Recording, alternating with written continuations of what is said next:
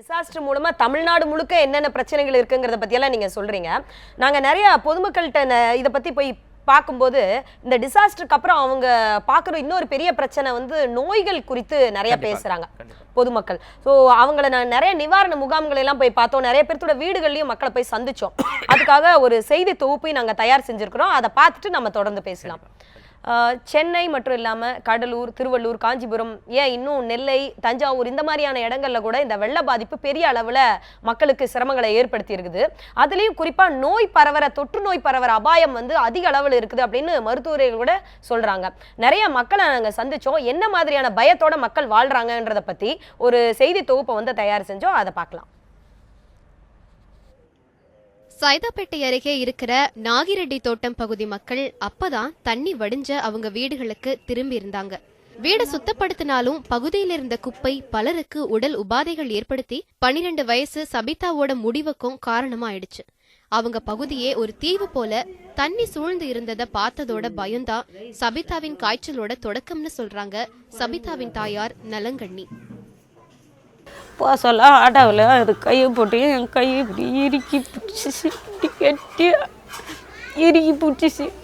குழந்த நம்ம அழுகுறன்றதுக்கோசம் நம்மளுக்கு ஆறுதலுக்கே நம்ம கையை பிடிக்கிறா பொழுது அப்படின்னு சொல்லிட்டு நான் சரிம்மா அப்படின்னு சொல்லிட்டு நானும் அது கையை பிடிச்சிக்கின்னு ஒரு கையால் மூஞ்ச தொடச்சி விட்டேன். கண்ணுலாம் அப்படியே திறந்தபடியா அப்படியே இருந்துச்சு. வீட்டை சுத்தப்படுத்திட்டாலும் தெருவில் இருக்கிற குப்பையால நோய்கள் பரவ வாய்ப்பு இருக்கு. எனவே ஒவ்வொருத்தரும் தங்களுக்கும் தங்கள் வீட்டில் இருக்கிறவங்களுக்கும் தேவையான நோய் தடுப்பு சிகிச்சைகளை மேற்கொள்ளணும்னு சொல்றாங்க அரசு யோகா மற்றும் இயற்கை மருத்துவக் கல்லூரி மருத்துவர் தீபா. இந்த மாதிரி நேரங்களில் அவங்க நிலவேம்பு கஷாயம் ரெகுலராக அவங்க எடுத்துகிட்டு வந்தாங்க அப்படின்னா நோய் எதிர்ப்பு சக்தி எந்த நோயுமே வராமல் நாம் ப்ரிவென்ட் பண்ண முடியும்.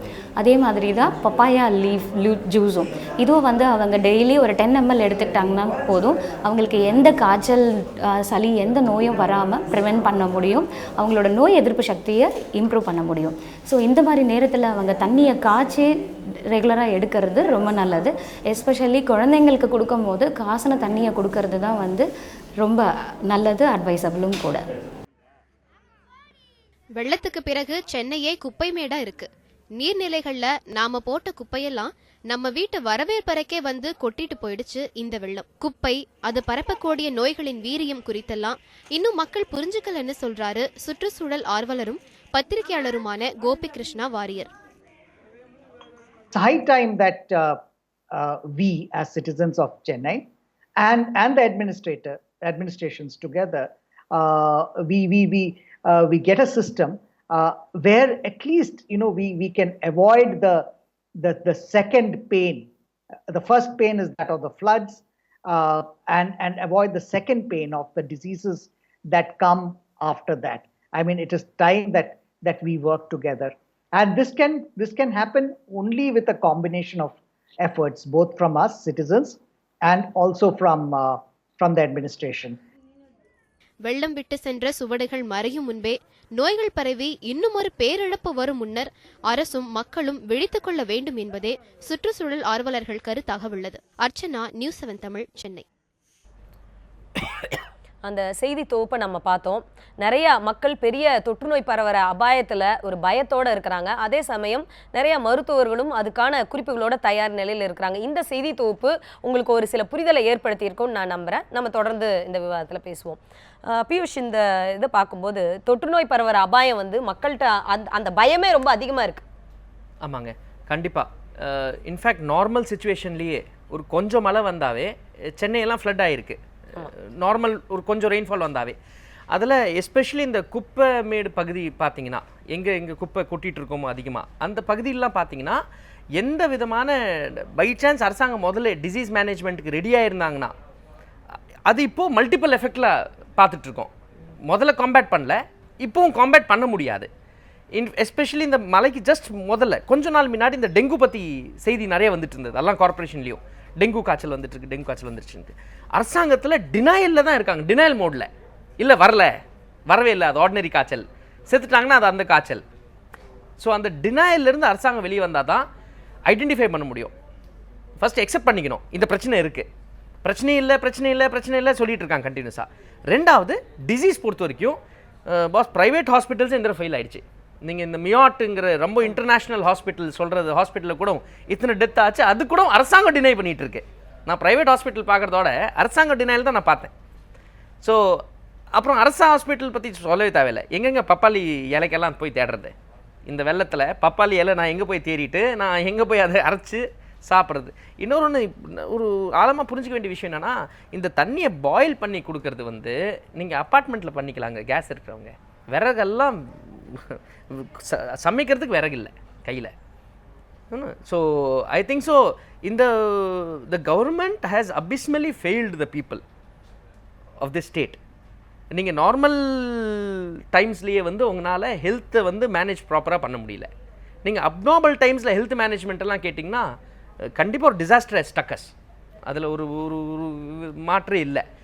அட்லீஸ்ட் இந்த இஎம் இந்த கொசு தடுக்கிறதுக்கு ஒரு மீன் இருக்கும் கம்பூசியான்ட்டு.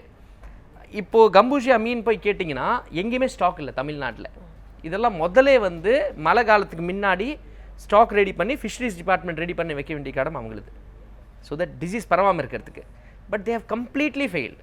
நீங்க ஒவ்வொரு துறை பத்தி சொல்றப்பையும் அவங்களுக்கான சேர் வந்து எண்ணிக்கையை அதிகப்படுத்த முடியாது என்னால, தயவு செஞ்சு மன்னிச்சுக்கோங்க. சரிங்க.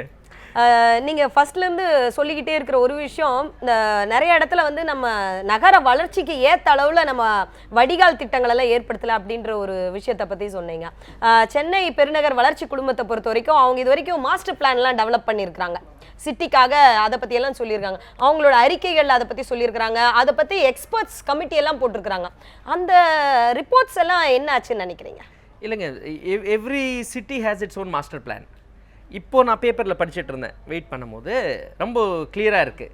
சவுகார்பேட்டில் பல பில்டிங்கில் எக்ஸ்ட்ரா ஃப்ளோர்ஸ் எல்லாம் கட்டிட்டாங்க, அது இடிக்க முடியலங்கிறாங்க. ஸோ எவ்வளோ பிளான் பேப்பரில் இருந்தாலும் டீவியேஷன் ஆகிற போது ஒருத்தர் அரெஸ்ட் பண்ணது நான் பார்த்ததில்லை இது வரைக்குமே. லேண்ட் கிராப் செல் இந்த அரசாங்கம் அமைச்சதுங்க. லேண்ட் கிராப் செல்லுன்ட்டு ஒரு புது செல் போட்டாங்க. ப்ரைவேட்டு மக்கள்லாம் லேண்ட் கிராப் பண்ணுறாங்கன்ட்டு. அரசாங்கம் நிலத்து மேலே லேண்ட் கிராப் பண்ணதுக்கு ஒரு கேஸ் கூட அரசாங்கம் ரெஜிஸ்டர் பண்ணல லேண்ட் கிராப் செல்ல. லேண்ட் கிராப் செல்ல எவன் ஆக்கிரமிப்பு பண்ணியிருக்கான் அவன்லாம் உள்ள போயிட்டு இருக்காங்க. நம்ம ரொம்ப பொதுவா அதை பேச வேண்டாம், ஏதாவது ஒரு சின்ன உதாரணம் மட்டும் சொல்லுங்களேன். சின்ன உதாரணம்னா எந்த ஏரியா ஆக்கிரமிப்புலையும் ஒருத்தனும் உள்ள போலையே. நீங்கள் இவ்வளோ பெரிய பில்டிங் கட்டினாங்க மௌலிவாக்கத்தில், கிரிமினல் இன்வெஸ்டிகேஷன் நடந்தது. What happen to that? How many people were arrested? எவ்வளோ மக்கள் உள்ளே போயிருக்காங்க? சிறைக்கு எவ்வளோ பேர் போயிருக்காங்க? சிறைக்கு எத்தனை அதிகாரிகள் போயிருக்காங்க? லேண்ட் கிராபில் அசிஸ்ட் பண்ணுறவங்க, அபெட் பண்ணுறவங்க யார் அதுக்கு ஒத்துழைப்பாக இருக்காங்களோ அவங்க மேலேயும் கிரிமினல் ஆக்ஷன் எடுக்கணும்ல, அது எங்கே எடுத்திருக்காங்க? ஸோ இந்த இன்ஃபேக்ட் இப்போ ஆச்சு. அரசாங்கம் வந்து சட்டத்தில் இருக்குது, புது சட்டத்தெல்லாம் கொண்டு வர தேவையில்லை. அரசாங்கம் இப்போ ஆச்சு, நாங்கள் சட்டத்தை அமல்படுத்தணும்னு சொன்னால் கூட போதும். ஆனால் அந்த அறிப்பு வரலையே அரசாங்கத்துக்கிட்ட இருந்து. அது இந்த கேள்விக்கான பதிலை வந்து சென்னை பெருநகர் வளர்ச்சி குழுமத்திலிருந்து தான் யாரோ ஒருத்தங்க சொல்லியிருக்கணும். அவங்களுக்காக நம்ம வெயிட் பண்ணலாம், அவங்க வருவாங்கன்னு நம்ம நம்புறோம். அவங்க வந்தா இதுக்கான பதில் வந்து கிடைக்கும் நம்புறோம். நம்ம ஒரு சின்ன பிரேக் எடுத்துட்டு திரும்ப இந்த விவாதத்தை தொடரலாம். சென்னை, கடலூர், காஞ்சிபுரம், திருவள்ளூர்னு எல்லா இடமும் பாதிச்ச அந்த வெள்ள பாதிப்பு குறித்து தான் நம்ம பேசிட்டு இருக்கிறோம். அதுல முதல் கட்டத்துல இந்த தொற்று நோய் பரவுற அபாயம், அது மட்டும் இல்லாம நம்மளுடைய குப்பைகளை வந்து ஒரு தெளிவில்லாம எல்லா இடங்களையும் குப்பையை கொட்டி வச்சிருக்கிறனால வர்ற ஆபத்து, இது பத்தி நம்ம ரொம்ப விரிவாகவே பேசணும். அடுத்தடுத்த கட்டங்கள்ல இந்த விவாதத்துல இன்னும் தெளிவான பார்வை கிடைக்கிறதுக்காக பேச போறோம். அரசு அதிகாரிகள் கண்டிப்பா இந்த நிகழ்ச்சிக்கு வருவாங்க அப்படின்னு எதிர்பார்க்கிறோம். அவங்களுக்காக நம்ம காத்துக்கிட்டு இருக்கிறோம். ஒரு சிறிய விளம்பர இடைவேளை.